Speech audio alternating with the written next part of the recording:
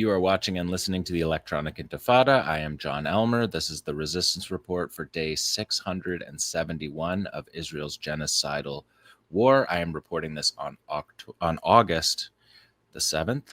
And as usual, let's start with the maps.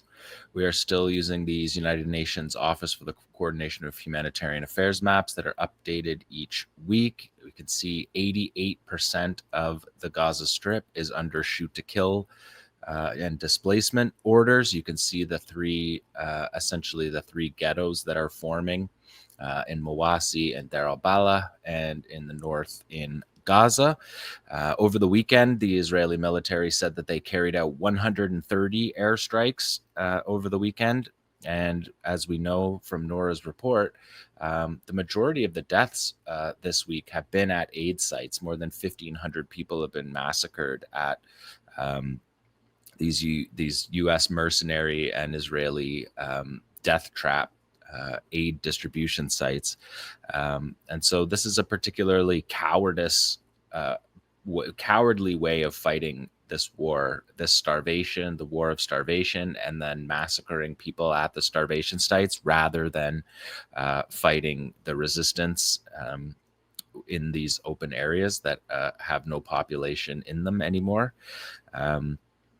And in the Israeli press this week, 𝐓𝐡𝐞 𝐄𝐥𝐞𝐜 captured stories that were in all Israeli newspapers, which is that Gideon's Chariots, the operation that began on May 19th, has now ended, and it did not achieve its objectives. And the Israeli media was pretty open about it not achieving its objectives. So Gideon's Chariots has failed, just like the general's plan has failed. And the Israeli government has been in talking this week about plans to occupy all of Gaza. And the Israeli military pushed back hard on that, basically just saying, we can't do it. We don't have the forces. Our troops are exhausted. And Eyal Zamir, the chief of staff, he said that, he pushed back against the government plan. And he said that his plan, the Israeli military plan, would be for encirclement and attrition. Otherwise, he said that occupying Gaza, the army believes, instead of exhausting Kasam will end up exhausting our military through their continued guerrilla operations. And he talked about how they would need 6 full divisions, something that Israel hasn't been able to muster since the first days of the war. And that is just something that they're unable to do. Just one note, Abu Ubaidah spoke this week. The resistance released footage of their prisoners of war that were malnourished like everyone else in Gaza. And Abu Ubaidah released a statement along with that said, the Al-Qassam brigades are ready to deal positively and respond to any request from the Red Cross to bring food and medicine to enemy captives. We stipulate for this acceptance the natural and permanent opening of the humanitarian corridors for the passage of food and medicine for all people in all areas of the Gaza Strip, and the cessation of forms of aerial sorties during the times when the prisoners of war would be receiving the parcels and delivering them to, when the parcels would be delivered to the prisoners of war. The Al-Qassam brigades do not intentionally starve captives, and as this is what they've been saying since the beginning of the war, they eat what our fighters eat and what our people eat. They will not receive any special privilege in light of the crime of starvation and siege. So Abu Ubaidah offering to allow the Red Cross to see the captives and to get food into the Gaza Strip. But as we know, Israel doesn't care about those captives and is likely not going to do anything about that. Let's take a look at the next map, because this is the displacement map. This is by the Site Management Cluster. This is a cluster of United Nations organizations and NGOs on migration. And you can see on this map, again, it's the same. You're seeing the same 80. They're saying 89% is under militarized displacement orders, and you can see the flow of displacement on the arrows on that map there into the 3 ghettos. And you can see the 3 ghettos a little easier on this map. Gaza City at the top there, Deir al-Balah in the middle camps, and then Mawasi on the coast. And the people that are displaced in Gaza City are living along the port, there's no port, along the harbor in Gaza City and along the beach. The same in Deir al-Balah, and in Mawasi, they're living on sand dunes and along the beach with no infrastructure to hold or to care for people in these areas. The situation in Gaza, as Nora reported on the newscast off the top of the show, we have seen overflight footage during these theater aid drops that the governments, the complicit governments have been doing over Gaza. And we've seen the footage of what Gaza City looks like from the air, and you can see tens of thousands of people all along the waterfront, on the beach, in the sand, around any of the roundabouts in the city. Really devastating images that we saw, and you can see those on Nora's report. The site management cluster says, as you can see on that map, 768,000 displaced since March 18th, and 2 more evacuation notices yesterday for Western Khan Yunis and the refugee camp, and 1 evacuation notice in southern Zaytun in Gaza City. And yeah, as I said, you can see the 3 ghettos forming. In Mawasi, there's believed to be a little more than 600,000 people in the camps in Mawasi. Gaza City has 1 million, and Deir al-Balah fluctuates, but it's around 400,000 in those camps. So brutal conditions, living in 12% of the strip, while the military strategy for the Israelis is to starve the population in the hopes that Kasam will surrender or the population will surrender, neither of which is happening. We'll look at the next map. This is cropland destruction, another view of the way to take a look at this genocide. This is the United Nations Food and Agriculture Organization using Sentinel satellite mapping via UNOSAT. And this map was published this week as well. Both the last 2 maps, all 3 of the last maps were all published this week. As always, these maps are freshened up each week, and this shows the brutal destruction of the cropland in Gaza. The orange area is destroyed cropland, and 130 square kilometers of agricultural land has been destroyed out of the 150 square kilometers total in the strip. And just to go by governorate, in North Gaza, 94% of the cropland has been destroyed. In Gaza City area, 91%. In Deir al-Balah and the middle camps, 84% has been destroyed. Khan Yunis, 81%, and Rafa, 80% of the cropland has been destroyed. But you can see on that map that the yellow is the areas that are not destroyed, but you can see that the orange encroaches on all of the yellow areas, which essentially makes it impossible to grow in those yellow areas because they're surrounded by destruction. And that's been part of this genocide as well. The Gaza Strip, after 17 years of brutal military siege by the Israelis, had in many ways been self-sufficient in Gaza for growing, and the farmland was used to keep the local population in a state where aid was not the primary or only way of getting food. They had built self-sufficiency in agriculture while they were building self-sufficiency in their military capacity as well. This next map is, I showed you this one last week from Khan Yunis. This is from Haaretz. That gives you an idea of the areas that has been destroyed, but I wanted to bring it back on the show to show you the Morag corridor, which I broke down earlier on in these reports. You can find those on our YouTube page. There's a playlist for the resistance reports and for the news reports and for our Gaza guests that you can find all of the history of those reports in there. But the Morag corridor is this area that divides Rafa from Khan Yunis. And in Rafa this week, I reported this a few weeks ago as well, but we're still seeing operations in Rafa. Soldiers were severely wounded this week from the IDF's Bedouin Reconnaissance Trackers Unit in Rafa, and also Yasser Abu Shabab's gangs.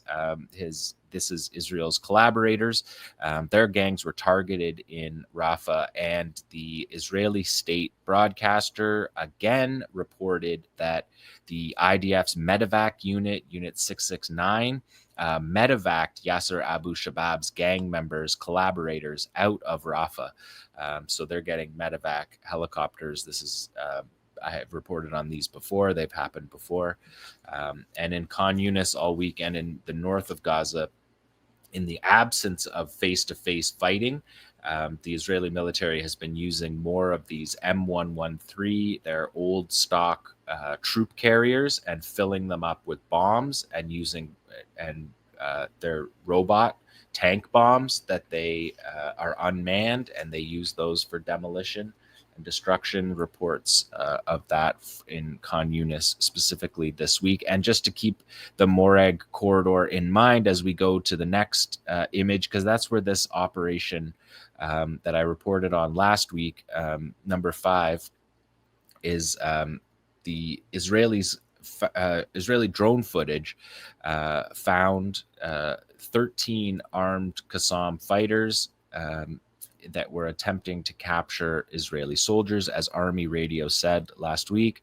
Serious incident in the Gaza Strip that could have ended with a heavy price. 12 Palestinian fighters set up an ambush near a logistics route. IDF estimates they intended to capture soldiers. They had deployed with Yassins, with IEDs, and also using tactical drones, Kassam's own drones. The Israelis brought in drones, and when the fighters saw the drones, they tactically withdrew to fight another day. And I just wanted to bring you one frame from that drone footage. And what you're looking at there on the screen is the fighters in the berm. You're looking at 7 fighters are disguising themselves in that berm. And I just wanted to show that because it's so they're so well hidden in there. And just to juxtapose that with what we see of Israel's sniping and drone attacks on people walking down the middle of the street. The fighters do not wander down the middle of the street. This is how they operate. They are operating in camouflage, disguise, hiding from the drones. When you see people walking down the middle of the street getting killed by the Israelis, they're civilians. This is what it looks like. This is what a trained military force looks like when they're waiting in ambush. You can see the footprints. That's the only thing that gives away where the fighters are in that. And I just thought I would bring attention to that because we see such brutal massacres of civilians on a daily basis all throughout the day. And that's completely different than the way that the fighters handle situations like this. So that is from that attempted capture operation, which is along the Morag corridor, to bring full circle to those last 2 frames. Now coming up, we have an operation number 6. This was a triple IED minefield operation. Again, you can see the destruction and use by Kasam here of Israeli destruction and the use of Kasam of tactical drones. You can see them burying barrel bombs here. These are bombs filled with unexploded ordnance.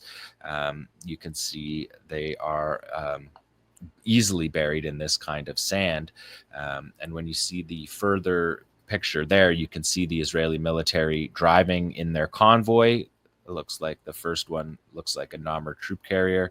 That looks like a Merkava tank, and their convoy just gets hit with that first explosion along, and we're going to see 3 in a row right along that route. Kasam, in their field report, said on Monday evening, July 28th, Al-Qassam fighters were able to detonate 3 barrel bombs inside of enemy vehicle strongholds southwest of Khan Yunis city, and the resulting enemy soldiers were killed and wounded because they monitored the helicopters landing to do the medevacs in this area. This is a triple IED operation setting up a minefield. And after we watch this one more time through, I'll show you in the next picture how from the drone footage, how you can see where the route is. There's the first tanks going on a predictable path that intelligence, surveillance, and reconnaissance is all over, tracking this. This is the surveillance footage from back. You can see the first vehicle trips, first two vehicle trips, and the third vehicle trip there of the IEDs. And then they show you all three of them on the screen at once. Here, successful operation in the minefield. If we go to number 7, just to look at this overview, this is the drone footage. This is a still of the drone footage. And you can see the paths that the Israeli military have to take. They're not following roads, but they cut predictable paths through. And you can see, looking at this, you can see that building in the foreground. If you follow that road, that was where they were buried, up on that hill of the sand hill in that building. But you can see that that route goes to a bridge. So the Israeli military is using a bridge that they have built to cross through that area. So Kasam knows that the route that they have to take is going to follow that track, because that's where they've built that makeshift bridge or causeway, you may want to call it. In any case, you can see the clear marks through the land. You can also see the clear genocide and erasure here of southwestern Khan Yunis, but you can see the routes that the military takes, and Kasam exploited those routes in a successful operation this week through a minefield. The next operation is also in Khan Yunis. Number 8 is a Shujaiya al-Quds operation that was carried out in cooperation with the Al-Amoudi brigades of the Al-Aqsa Martyrs brigades. But you see here an Israeli position. You can see we've blurred the soldiers. You can see them operating there you can see them there. This is a position. This fighter's got a 107 millimeter rocket artillery piece, and he's going to move it into position. We've been watching these happen in the last few weeks, moving between buildings, mouse holing between buildings. These fighters live here. They don't move around Gaza. They live in the area. They know how to move. So you can see them here setting up a 107 millimeter rocket artillery round, which is normally fired in an arcing trajectory, and that's what we see them setting up. When they set these up, they can be fired off makeshift launchers like we're watching here. But these fighters we've seen in the last few weeks, and particularly, although we did see it earlier in the war, it's a useful tactic, but launching on a flat trajectory and using it as essentially an anti-personnel weapon, a heavier anti-personnel weapon aimed directly at this Israeli position. And again, this is a joint operation with the Al-Amoudi brigade. And you can see the fighters here when they launch this rocket.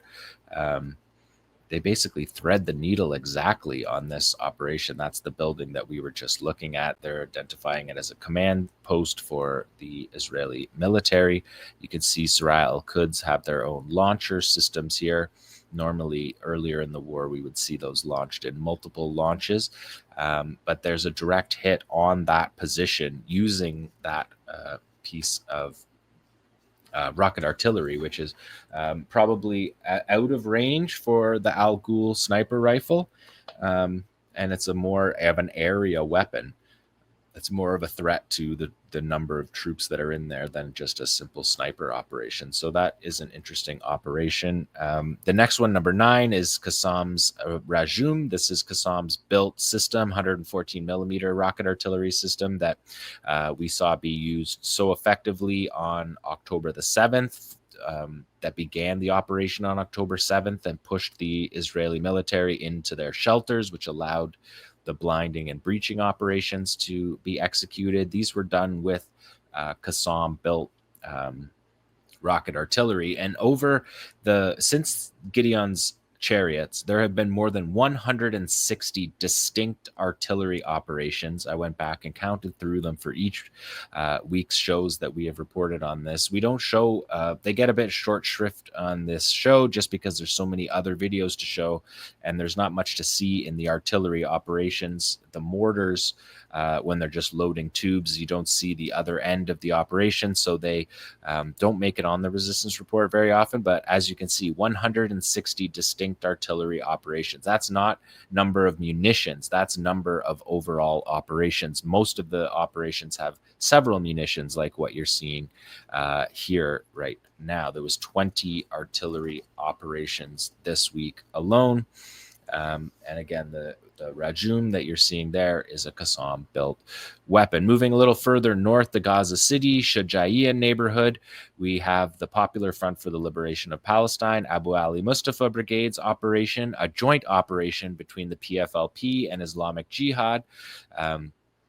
That we have seen several times throughout the war. They're always coordinating with the Joint Operations Room with artillery. You're tracking here armored vehicles going through. We saw that pressure plate detonator. We'll give you another look at the bomb that was buried because it's a 𝐓𝐡𝐞 𝐄𝐥𝐞𝐜. That is 𝐓𝐡𝐞 𝐄𝐥𝐞𝐜's primary anti-armor weapon.